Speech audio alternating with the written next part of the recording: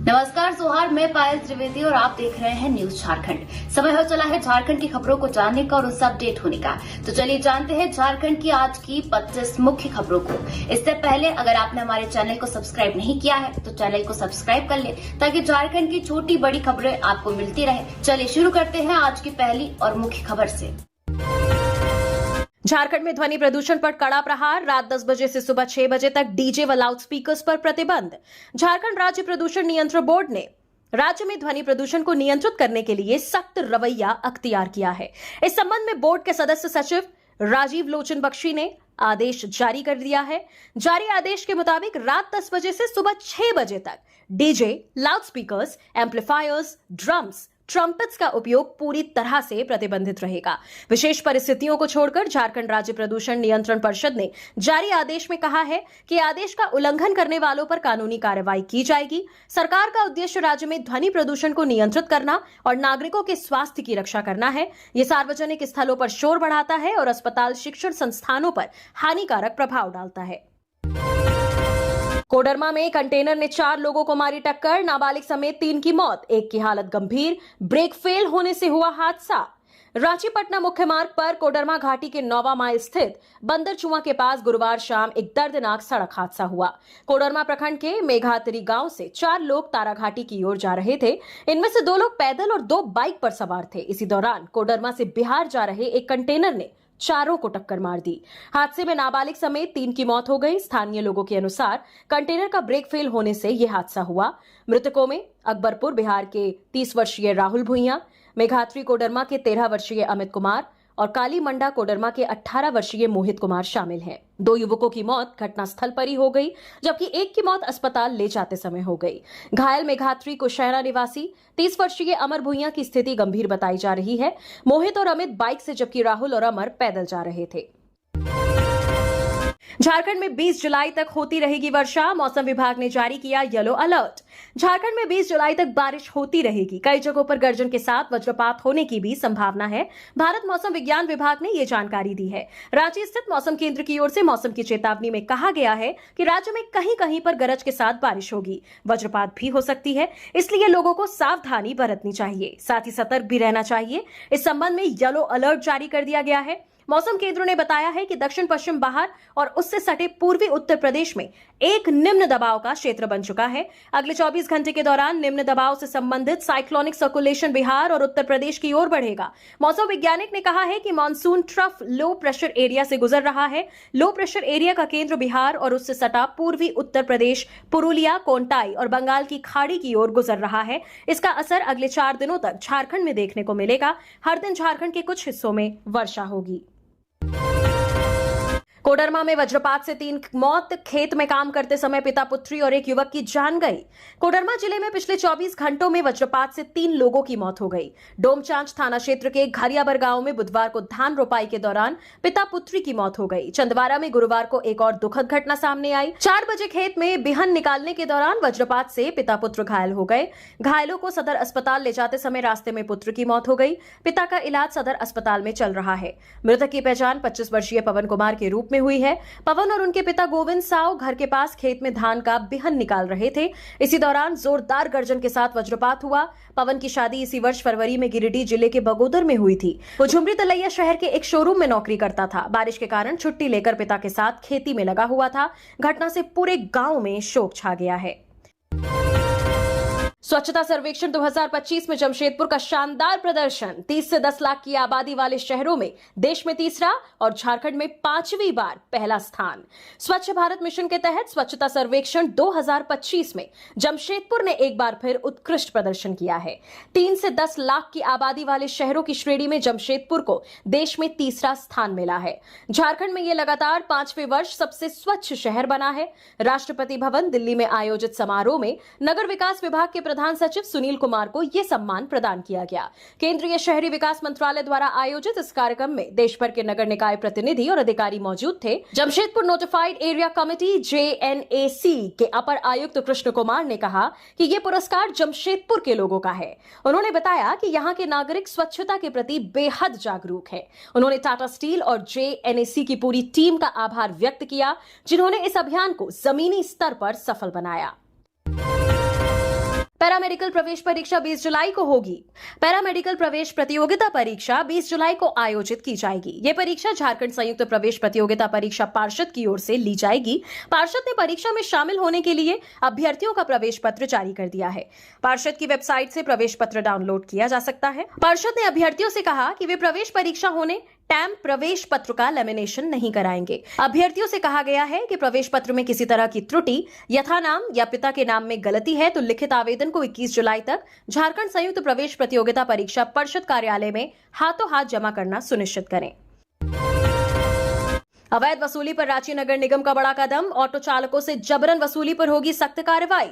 राजधानी रांची में ऑटो चालकों से मनमाने ढंग से वसूली करने वाले अब नगर निगम के रडार पर हैं। शहर में अवैध वसूली की लगातार मिल रही शिकायतों को गंभीरता से लेते हुए रांची नगर निगम ने अब कड़ी कार्रवाई का ऐलान किया है। निगम ने साफ कहा है कि रांची में किसी भी व्यक्ति, संस्था या समूह को ऑटो चालकों से किसी भी प्रकार की वसूली का अधिकार नहीं है। यदि कोई ऐसा करता पाया गया तो उसके खिलाफ कानूनी कार्रवाई तय है। नगर निगम के जनसंपर्क पदाधिकारी गौतम कुमार साहू ने बताया कि बीते कई सप्ताह से नगर निगम को ये शिकायतें मिल रही थीं कि कुछ स्थानों पर चालकों से वसूली के नाम पर अवैध गतिविधियां चल रही हैं। इसके बाद नगर आयुक्त ने मामले को गंभीरता से लिया और विशेष टीमों को चिन्हित इलाकों में भेजकर स्थिति का जायजा लेने का निर्देश दिया।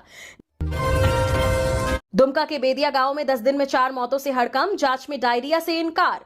दुमका जिले के जरमुंडी प्रखंड अंतर्गत बेदिया गांव में 10 दिनों के भीतर 4 लोगों की मौत से क्षेत्र में दहशत फैल गई है। गांव में अचानक हुई इन मौतों को लेकर ग्रामीणों ने पूर्व कृषि मंत्री बादल पत्रलेख से संपर्क किया। उन्होंने मामले की गंभीरता को देखते हुए राज्य के स्वास्थ्य मंत्री डॉक्टर इरफान अंसारी को ट्वीट कर जानकारी दी। स्वास्थ्य मंत्री ने दुमका उपायुक्त को निर्देश देते हुए मामले की त्वरित जांच कर रिपोर्ट सौंपने को कहा। निर्देश के बाद स्वास्थ्य विभाग की टीम ने गांव में मेडिकल कैंप लगाया और ग्रामीणों की जांच की। जांच के दौरान civil surgeon doctor Kamleshwar Prasad ने बताया कि गांव में डायरिया के कोई लक्षण नहीं पाए गए हैं। उन्होंने कहा कि स्वास्थ्य विभाग की टीम ने पूरे गांव का भ्रमण किया और सभी लोगों की जांच की गई, लेकिन किसी में भी डायरिया जैसी बीमारी के संकेत नहीं मिले हैं। राज्य कर्मियों व पेंशनर्स के लिए खुशखबरी, 6 से 11% तक बढ़ा महंगाई भत्ता, आदेश जारी। झारखंड सरकार के 5वें और 6ठे केंद्रीय वेतनमान प्राप्त कर्मियों को 1 जनवरी 2025 के प्रभाव से बढ़ा हुआ महंगाई भत्ता दरों की वृद्धि करने की स्वीकृति दे दी गई है। इस संबंध में वित्त विभाग ने अधिसूचना जारी कर दिया है। केंद्र के अनुरूप आपूर्निरीक्षित वेतनमान वेतन संरचना 6ठा वेतनमान प्राप्त कर्मियों को 246% से महंगाई भत्ता यानी डीए को 6% बढ़ाते हुए 252% करने की स्वीकृति दी गई है। इसका लाभ राज्य के पेंशनधारियों, पारिवारिक पेंशन भोगियों को भी मिलेगा। वहीं पंचम वेतनमान प्राप्त कर्मियों को भी 1 जनवरी 2025 के प्रभाव से महंगाई भत्ता की दरों में वृद्धि की गई है। उन्हें 455% से 11% तक बढ़ाते हुए 466% करने की स्वीकृति दे दी गई है। इसका लाभ राज्य के पेंशनधारी और पारिवारिक पेंशनधारी को भी मिलेगा। बता दें 11 जुलाई की कैबिनेट में बैठक में इसकी मंजूरी मिलने के बाद वित्त सचिव के हस्ताक्षर से आदेश जारी किया गया है। पंचायतों के विकास में लोहरदगा सबसे आगे, झारखंड की अधिकांश पंचायत को मिला सी ग्रेड। पंचायती राज मंत्रालय द्वारा जारी पंचायत उन्नति सूचकांक में झारखंड में लोहरदगा जिला ने 59.37% स्कोर लाकर प्रथम स्थान प्राप्त किया है। इसके बाद खूंटी को 59.27%, पश्चिम सिंहभूम को 56.48%, धनबाद को 54.15% और जामताड़ा 53.91% स्कोर प्रकार द्वितीय, तृतीय, चतुर्थ एवं पंचम स्थान प्राप्त किया है। राज्य का सबसे खराब प्रदर्शन सरायकेला खरसावा जिला का रहा, जो 42.36% पाकर सबसे नीचे रहा। देश के अन्य राज्यों की तुलना में हालांकि झारखंड की स्थिति अच्छी नहीं दिख रही है। राज्य के 4,297 ग्राम पंचायत में 4,281 ने पंचायत उन्नति सूचकांक में आंकड़ा दाखिल किया, जिसमें से बी कैटेगरी में 375 और सी कैटेगरी में 3,229 और डी कैटेगरी में 677 ग्राम पंचायत को स्थान मिला है। बता दें कि भारत सरकार ने पंचायत उन्नति सूचकांक के जरिए पंचायत में हुए 9 क्षेत्रों में विकास के कार्य को लेकर सर्वे करने का काम वित्तीय वर्ष 2022-23 के दौरान पहली बार किया गया। जिन क्षेत्रों में विकास कार्य के आकलन किए गए हैं उसमें पंचायत में करीबी मुक्त और बेहतर आजीविका, स्वास्थ्य पंचायत, बाल अनुकूल पंचायत, जल पर्याप्त पंचायत, स्वच्छ और हरित पंचायत, आत्मनिर्भर बुनियादी ढांचे वाली पंचायत, सामाजिक रूप से न्याय संगत और सामाजिक रूप से सुरक्षित पंचायत, सुशासन युक्त पंचायत और महिला अनुकूल पंचायत शामिल हैं। भोलेनाथ से मांगी बेटी, मन्नत पूरी होने पर पहुंचा देवघर, हाथ पैर से चलते हुए आया बाबा बैद्यनाथ धाम, कमर से खींची लकड़ी की गाड़ी। देवघर में बाबा बैद्यनाथ के दरबार में श्रद्धालुओं की अनूठी भक्ति देखने को मिल रही है। मुजफ्फरपुर के मिथिलेश कुमार ने बाबा से घर में एक बेटी के जन्म की मनोकामना मांगी थी। मन्नत पूरी हुई तो एक लकड़ी की गाड़ी बनवाई और बच्ची की फोटो लेकर मंदिर पहुंचा। गाड़ी को कमर में रस्सी से बांधा और सुल्तानगंज से हाथ पैर के सहारे बच्चों की तरह चलता हुआ वो बाबा बैद्यनाथ धाम आया। मिथिलेश कुमार ने बताया उसके 4 भाई हैं, सभी की शादी हो चुकी है, पर चारों भाइयों को केवल पुत्र रत्न की प्राप्ति हुई थी। घर में एक भी बेटी नहीं थी। मिथिलेश ने बाबा बैद्यनाथ से अपने घर में एक बेटी की मनोकामना मांगी और मन्नत पूरी हो गई। उनके छोटे भाई की पत्नी ने पुत्री को जन्म दिया।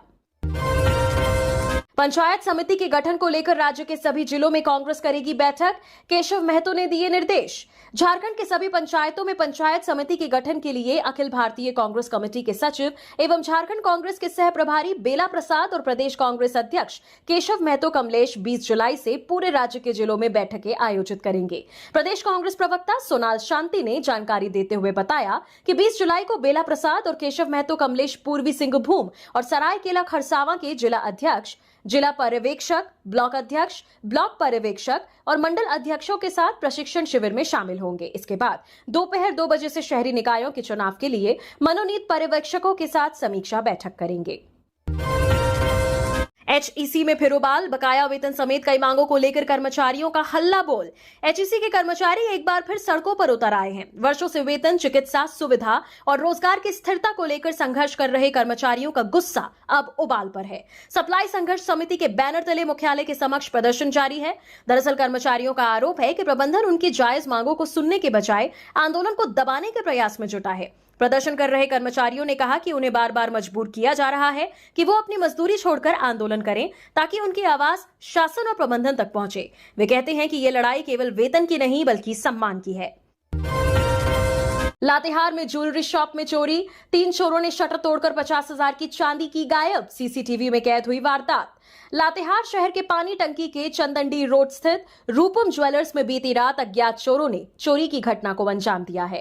3 चोरों ने दुकान का शटर तोड़कर 50,000 रुपए की चांदी समेत अन्य सामान ले गए। पूरी घटना सीसीटीवी कैमरे में कैद हुई है। फुटेज में पहले एक चोर शटर का लॉक तोड़ता दिख रहा है। इसके बाद उसके 2 साथी पास आते हैं। उनमें से 2 शटर उठाकर अंदर घुसते हैं। कुछ देर में दुकान में रखे सामान को झोले में भरकर निकाल जाते हैं। उनका तीसरा साथी बाहर की गतिविधि की निगरानी करता है। इधर दुकान मालिक नरेश सोनी ने बताया कि रात में ताला लगाकर घर गए थे। सुबह आए तो शटर का ताला टूटा मिला। सीसीटीवी देखा तो 3 चोर चोरी करते दिखे। चोर दुकान से करीब 50,000 रुपए की चांदी समेत अन्य सामान ले गए। दुकान के मेन लॉकर को नहीं तोड़ सके, इसलिए ज्यादा नुकसान नहीं हुआ।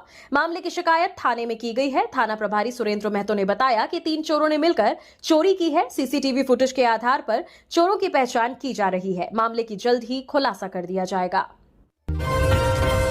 सिमडेगा में वज्रपात से 2 भाइयों की मौत, 1 घायल। सिमडेगा जिले के जलडेगा थाना क्षेत्र अंतर्गत लोम्बोई बांडीसेमर गांव में गुरुवार को आकाशीय बिजली की चपेट में आने से 2 चचेरे भाइयों की मौके पर ही मौत हो गई, जबकि एक व्यक्ति गंभीर रूप से घायल हो गया। मृतकों की पहचान सुरेश गोंड, पिता बलधर गोंड और राजकिशोर गोंड, पिता चंद्रभान गोंड के रूप में हुई है। घायल व्यक्ति का नाम रमेश साई बताया गया है। प्राप्त जानकारी के अनुसार लोम्बोई बांडीसेमर निवासी सुरेश गोंड ने अपने चचेरे भाई राजकिशोर गोंड से खेत बंधक लिया था। खेत की जुताई के लिए टिनगीना से ट्रैक्टर भाड़े पर लाया गया था, जिसे राजकिशोर चला रहा था। बारिश तेज होने पर सुरेश, राजकिशोर और ट्रैक्टर मालिक रमेश साई ट्रैक्टर को खेत में छोड़कर सुरक्षित स्थान की ओर जा रहे थे। इसी दौरान खेत की मेड़ पर अचानक वज्रपात हुआ, जिससे दोनों भाइयों की मौके पर ही मौत हो गई और रमेश साई गंभीर रूप से घायल हो गया। बाबा धाम मंदिर के आसपास से हटाया गया अतिक्रमण, उपायुक्त के निर्देश पर हुई कार्रवाई। राजकीय श्रावणी मेले 2025 के मद्देनजर श्रद्धालुओं की भीड़ को देखते हुए प्रशासन ने देवघर बाबा मंदिर परिसर और आसपास के क्षेत्रों को अतिक्रमण मुक्त करने की बड़ी कार्रवाई की है। उपायुक्त सह जिला दंडाधिकारी नमन प्रियेश लकड़ा के निर्देश पर यह विशेष अभियान चलाया गया, जिसकी अगुवाई अनुमंडल पदाधिकारी सह बाबा मंदिर प्रभारी रवि कुमार ने की। प्रशासनिक टीम ने मंदिर के प्रांगण और आसपास की सड़कों पर अवैध रूप से लगाए गए स्थायी और अस्थायी दुकानों को हटाया। मंदिर मार्ग पर दोबारा अतिक्रमण की किसी भी कोशिश पर कड़ी कार्रवाई की चेतावनी भी दी गई है। गौरतलब है कि हर साल श्रावणी मेले में लाखों श्रद्धालु बाबा बैद्यनाथ के दर्शन के लिए देवघर पहुंचते हैं। ऐसे में मंदिर के आसपास दुकानों का अनियंत्रित फैलाव न केवल श्रद्धालुओं की आवाजाही में बाधा बनता है, बल्कि सुरक्षा और आपातकालीन व्यवस्थाओं को भी प्रभावित करता है। इसी को ध्यान में रखते हुए प्रशासन ने ये कार्रवाई करते हुए साफ कहा है कि बाबा नगरी में आने वाले श्रद्धालुओं की सुविधा और सुरक्षा सर्वोपरि है। मंत्री शिल्पी ने भूमि संरक्षण कार्यालय का किया औचक निरीक्षण। अक्टूबर में योजनाओं को शुरू करने का दिया निर्देश। राज्य के कृषि मंत्री शिल्पी नेहा तिर्की ने बृहस्पतिवार को रांची के भूमि संरक्षण कार्यालय का औचक निरीक्षण किया। अचानक पहुंची मंत्री ने कार्यालय में कर्मचारियों और अधिकारियों की उपस्थिति, कार्य संस्कृति, योजनाओं की प्रगति रिपोर्ट के बारे में जानकारी ली। भूमि संरक्षण विभाग के अंतर्गत डीप बोरिंग, पर्कोलेशन टैंक, तालाब का जीर्णोद्धार से संबंधित विधायकों के अनुशंसा पत्र का भी उन्होंने अवलोकन किया। इसके साथ ही मंत्री ने ट्रैक्टर वितरण और पंप सेट वितरण की प्रक्रिया को सरल बनाने का निर्देश दिया ताकि लाभुकों को सरकारी अनुदान का अधिक से अधिक लाभ मिल सके। विधायकों द्वारा अनुशंसित योजनाओं के स्थल निरीक्षण में सुस्ती को देखकर मंत्री नाराज हो गई। इस पर उन्होंने विभाग के अधीन संचालित योजनाओं को गति देने के लिए समय सीमा तय करने का आदेश दिया। कोडरमा में स्कूल में छत लगाते समय एल्बेस्टर गिरा। 6 बच्चे और 1 मजदूर अस्पताल में भर्ती। निर्माणाधीन कमरे में चल रही थी पढ़ाई। कोडरमा के लरियाडी गांव स्थित रॉयल वैली प्राइवेट स्कूल में एल्बेस्टर लगाने के वक्त वो नीचे गिर गया। इससे वहां मौजूद 6 बच्चे और 1 मजदूर जख्मी हो गया। घटना गुरुवार की है। एक कमरे में छत का निर्माण कार्य चल रहा था। उसी कमरे में बच्चे पढ़ रहे थे। मजदूर महेश कुमार कमरे की दीवार पर एल्बेस्टर लगा रहे थे। इसी दौरान एल्बेस्टर उनके हाथ से फिसल गया। यह नीचे बैठे बच्चों पर जा गिरा। दीवार से कुछ ईंटें भी गिरी। हादसे में कक्षा 6 के 6 बच्चे घायल हुए हैं। स्कूल प्रशासन ने सभी घायलों को सदर अस्पताल में भर्ती कराया है। वहां उनका इलाज चल रहा है। वहीं स्कूल संचालक इस मामले पर कोई टिप्पणी करने से बच रहे हैं। इधर मामले को लेकर कोडरमा थाना प्रभारी विकास पासवान ने बताया कि घटना को लेकर किसी के द्वारा शिकायत नहीं की गई है। अगर आवेदन प्राप्त होता है तो कार्रवाई की जाएगी। बरसों से टापू बना पिपराबेड़ा टोला को अब मिलेगी पक्की सड़क। डीसी के निर्देश पर डीडीसी ने किया स्थलीय निरीक्षण। बोकारो जिले के चास प्रखंड अंतर्गत काला पत्थर पंचायत के पिपराबेड़ा टोला के लोगों को अब उम्मीद की नई किरण दिखी है। आजादी के बाद से आवागमन की मूलभूत सुविधा से वंचित इस क्षेत्र की दशा अब बदलने वाली है। डीसी अजय नाथ झा के जनता दरबार में ग्रामीणों की गुहार के बाद प्रशासन ने इस गंभीर समस्या को तुरंत संज्ञान में लिया।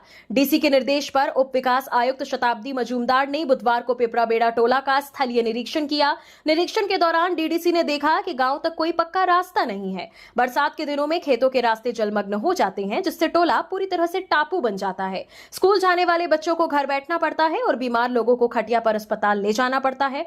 ग्रामीणों ने डीडीसी को बताया कि सड़क के अभाव में कई बार बच्चों के बह जाने जैसे हादसे भी हो चुके हैं।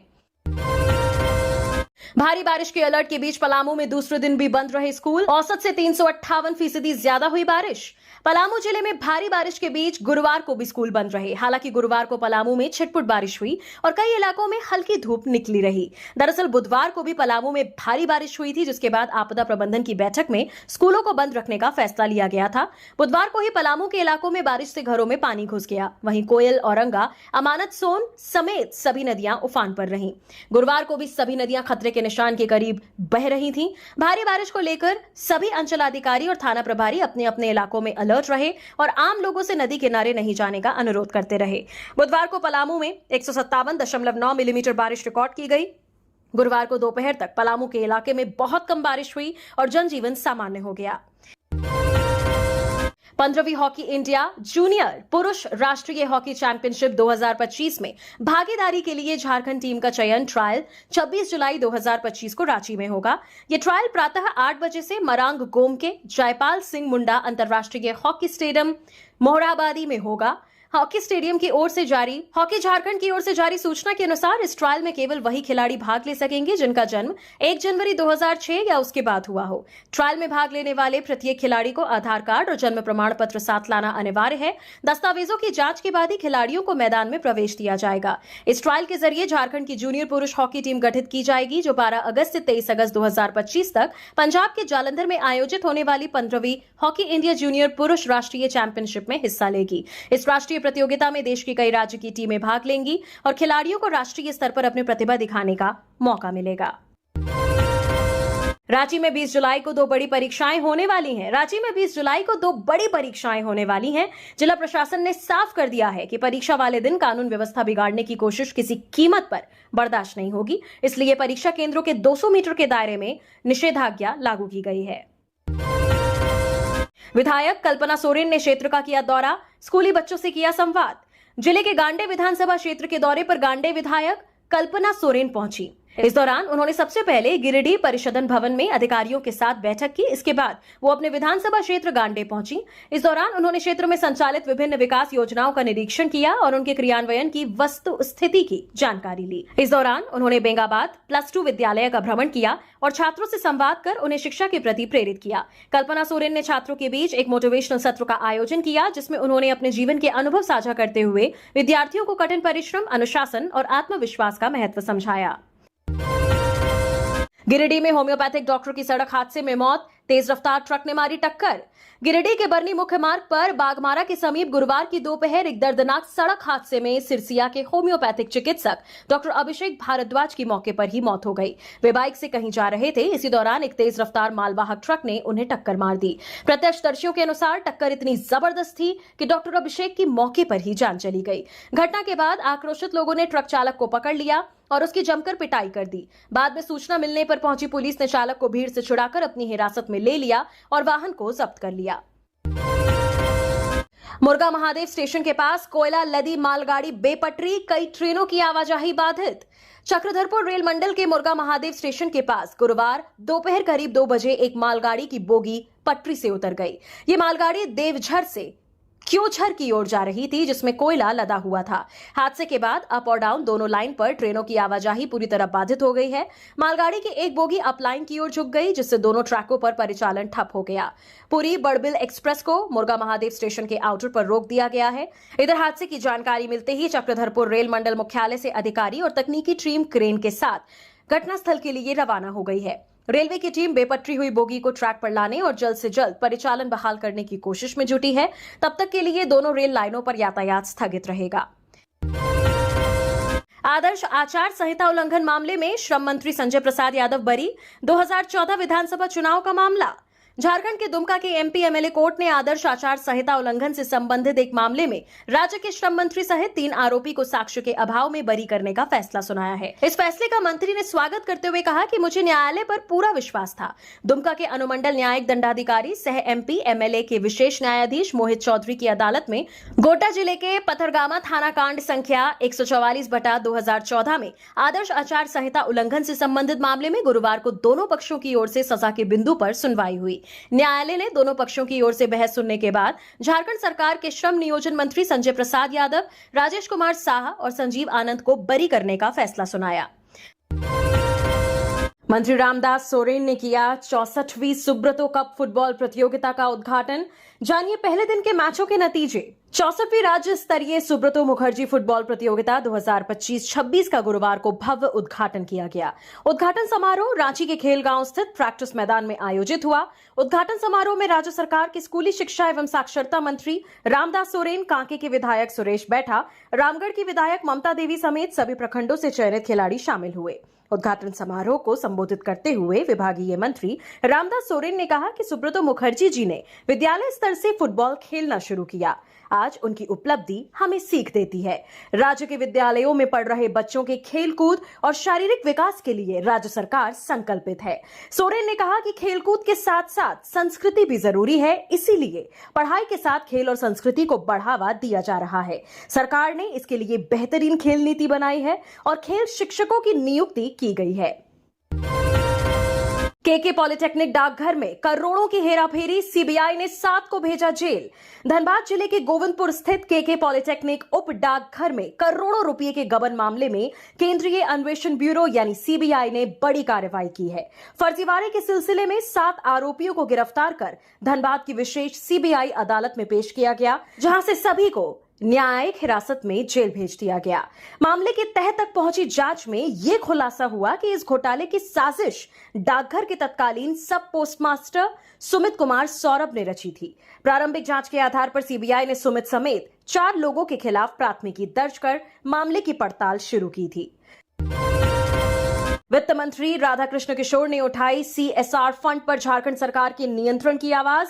राज्य के वित्त मंत्री राधाकृष्ण किशोर ने सीआरएस फंड पर झारखंड सरकार के नियंत्रण की आवाज उठाई है। उन्होंने इस संबंध में राज्य के मुख्य सचिव को पत्र लिखकर पहल करने का सुझाव दिया है। वित्त मंत्री ने कहा है कि कॉर्पोरेट सामाजिक उत्तरदायित्व यानी सीएसआर के अंतर्गत महिला सशक्तिकरण, पर्यावरण की रक्षा, वृक्षारोपण, ग्रामीण विकास, जल संग्रहण, आपदा राहत, पुनर्वास तथा कला संस्कृति के संरक्षण के माध्यम से सामाजिक आर्थिक क्षेत्र का विकास करना होता है। झारखंड के बैंकों द्वारा केंद्र सरकार द्वारा निर्धारित किए गए उपरोक्त विषयों पर CSR की राशि का व्यय नहीं किया जा रहा है। कुछ एक बैंकों के द्वारा झारखंड के 2-4 पाठशालाओं में छात्र छात्राओं के बीच 1.5-2 लाख रुपए का स्कूल बैग विवरण किया गया है। वित्त मंत्री ने कहा कि इससे शिक्षा के प्रचार प्रसार के उद्देश्य की पूर्ति नहीं हो सकती है। JLKM महिला मोर्चा और प्रखंड मोर्चा का विस्तार। झारखंड लोकतांत्रिक क्रांतिकारी मोर्चा द्वारा खूंटी जिला और प्रखंड महिला मोर्चा का विस्तार किया गया। महिला मोर्चा में पम्मी देवी को जिलाध्यक्ष बनाया गया है। वहीं ST महिला मोर्चा जिलाध्यक्ष रीना लकड़ा, महिला मोर्चा जिला उपाध्यक्ष सुदामनी देवी, महिला मोर्चा प्रखंड अध्यक्ष मुनकी देवी तथा कार्य समिति सदस्य के रूप में नीलम झा, गुंजन कुमारी, गोमा कुमारी, गीता देवी का मनोनयन किया गया। खूंटी प्रखंड के कुंदी गांव में ST मोर्चा प्रखंड अध्यक्ष की अध्यक्षता में गुरुवार को सदस्यता अभियान चलाया गया, जिसमें ग्रामीणों ने बिजली ट्रांसफार्मर, सड़क सहित अन्य समस्याओं को रखा। सदस्यता अभियान के दौरान ग्राम अध्यक्ष बाल गोविंद लोहरा, उपाध्यक्ष मथुरा दास, सचिव रमेश महली, कोषाध्यक्ष बंदी दास, सह सचिव दंडसर लोहारा को मनोनीत किया गया। गिरिडीह बिरनी मुख्य मार्ग पर ट्रक से टकराई बाइक, सिरसिया के होम्योपैथिक डॉक्टर की मौत, आक्रोशित लोगों ने किया सड़क जाम। गिरिडीह बिरनी मुख्य मार्ग पर बागमारा के पास गुरुवार दोपहर एक सड़क हादसे में सिरसिया के होम्योपैथिक चिकित्सक डॉक्टर अभिषेक भारद्वाज की मौत हो गई। बाइक से जा रहे डॉक्टर भारद्वाज को एक तेज रफ्तार मालवाहक ट्रक ने टक्कर मार दी। टक्कर इतनी तेज थी कि उनकी मौके पर ही मौत हो गई। घटना के बाद स्थानीय लोगों ने ट्रक चालक को पकड़कर पिटाई कर दी। सूचना मिलते ही मुफस्सिल थाना प्रभारी श्याम किशोर महतो पुलिस बल के साथ मौके पर पहुंचे। पुलिस ने चालक को भीड़ से बचाकर हिरासत में लिया और ट्रक को जब्त कर लिया। 22 जुलाई से कोल्हान के 727 डाकघरों में होगा क्रांतिकारी परिवर्तन। 21 जुलाई को नहीं होगा कोई काम।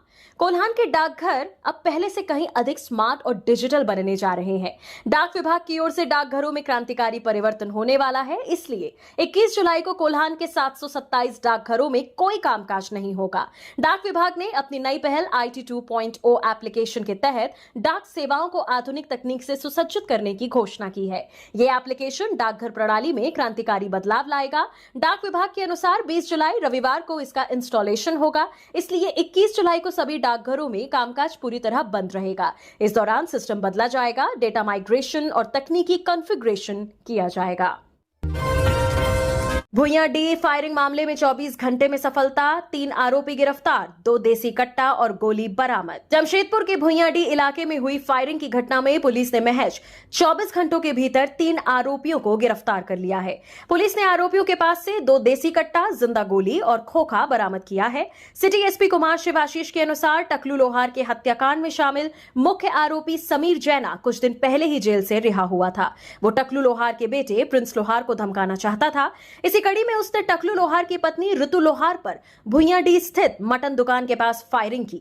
घटना के समय ऋतु लोहार मटन दुकान के पास मौजूद थीं। समीर जैना और उसका साथी वहां पहुंचे और फायरिंग कर दी। हालांकि सौभाग्य से किसी को गंभीर चोट नहीं आई। मुख्यमंत्री हेमंत सोरेन से मिली मंत्री दीपिका पांडे सिंह। जोहार परियोजना को विस्तार देने पर हुई चर्चा। ग्रामीण महिलाओं को आत्मनिर्भर बनाने वाली झारखंड की बहुचर्चित जोहार परियोजना को और अधिक व्यापक बनाने की दिशा में राज्य सरकार तेजी से कदम बढ़ा रही है। इसी क्रम में ग्रामीण विकास एवं पंचायती राज मंत्री दीपिका पांडे सिंह ने मुख्यमंत्री हेमंत सोरेन से मुलाकात कर इस परियोजना के विस्तार पर विस्तार पूर्वक चर्चा की। मंत्री दीपिका ने इस बातचीत की जानकारी सोशल मीडिया के माध्यम से साझा करते हुए लिखा कि विश्व बैंक द्वारा सराही गई जोहार परियोजना को लेकर मुख्यमंत्री हेमंत सोरेन से गंभीर चर्चा हुई। उन्होंने लिखा कि इस अभिनव पहल ने ग्रामीण महिलाओं की आत्मनिर्भरता की नई मिसाल पेश की है। अब इस परियोजना को और व्यापक रूप देने की दिशा में राज्य सरकार पूरी तैयारी के साथ आगे बढ़ रही है। मंत्री ने भरोसा जताया कि विश्व बैंक के सहयोग से आने वाले वर्षों में झारखंड की महिलाओं को और अधिक अवसर, संसाधन और सशक्तिकरण का लाभ मिलेगा। उन्होंने स्पष्ट किया कि राज्य सरकार का लक्ष्य है कि झारखंड की हर महिला सक्षम, सशक्त और समृद्ध बने। देवशरण भगत और प्रवीण प्रभाकर हुए HEC मुख्यालय पर प्रदर्शन में शामिल। 17 दिनों से जारी है आंदोलन। आजसू पार्टी ने HEC के ठेका मजदूरों के आंदोलन का समर्थन किया है और HEC प्रबंधन को चेतावनी दी है कि 17 दिनों से जारी HEC सप्लाई मजदूर संघर्ष समिति के आंदोलन का उचित समाधान किया जाए, नहीं तो आंदोलन तेज किया जाएगा। मजदूरों के निमंत्रण पर आजसू के मुख्य प्रवक्ता डॉक्टर देव शरण भगत एवं झारखंड आंदोलनकारी प्रवीण प्रभाकर गुरुवार को एचईसी मुख्यालय पर प्रदर्शन में शामिल हुए और उनकी मांगों के प्रति समर्थन व्यक्त किया। डॉक्टर देव शरण भगत ने प्रदर्शन को संबोधित करते हुए कहा कि एचईसी प्रबंधन ने 1400 ठेका मजदूरों को आउटसोर्सिंग एजेंसी के माध्यम से रखने का निर्णय लिया है, जिसका मजदूर विरोध कर रहे हैं। उन्होंने कहा कि एचईसी प्रबंधन सप्लाई कामगारों का शोषण करने का प्रयास नहीं करे।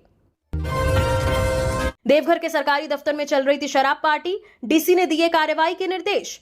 देवघर जिले के सरकारी कार्यालय में शराब पार्टी का वायरल वीडियो इन दिनों चर्चा का विषय बना हुआ है। ये वीडियो जल संसाधन विभाग के कार्यालय का है। इस वीडियो में जल संसाधन विभाग में कार्यरत प्रधान लिपिक राजेंद्र प्रसाद मंडल और अनुसेवक करण सिंह सहित अन्य साथियों के साथ कार्यालय में शराब पीते नजर आ रहे हैं, जो मई माह पुराना बताया जा रहा है। वायरल वीडियो को देखते हुए उपायुक्त नमन प्रियेश लकड़ा ने संज्ञान लिया है और जिले के डीडीसी पीयूष सिन्हा को कार्रवाई करने के निर्देश दिए हैं। देवघर उपायुक्त ने चिट्ठी जारी करते हुए निर्देश दिया है कि जो भी व्यक्ति इस वीडियो में दिख रहे हैं, यदि वो देवघर के सरकारी कर्मचारी हैं तो उन पर कानूनी कार्रवाई करें।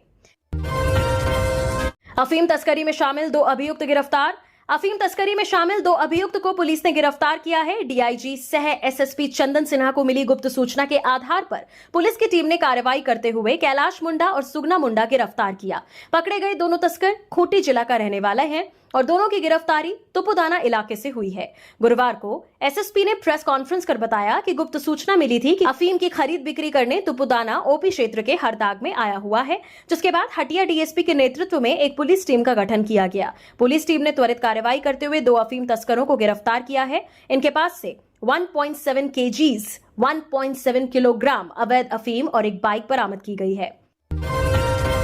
उसरी नदी में समस्तीपुर के लापता युवक का शव बरामद, पत्नी ने जताई हत्या की आशंका। गिरिडीह जिले के ताराटांड थाना क्षेत्र अंतर्गत उसरी नदी से बुधवार को एक युवक का शव बरामद होने के बाद इलाके में सनसनी फैल गई। शव की पहचान बिहार के समस्तीपुर निवासी राजीव कुमार के रूप में हुई है, जो बीते 12 जुलाई से लापता थे।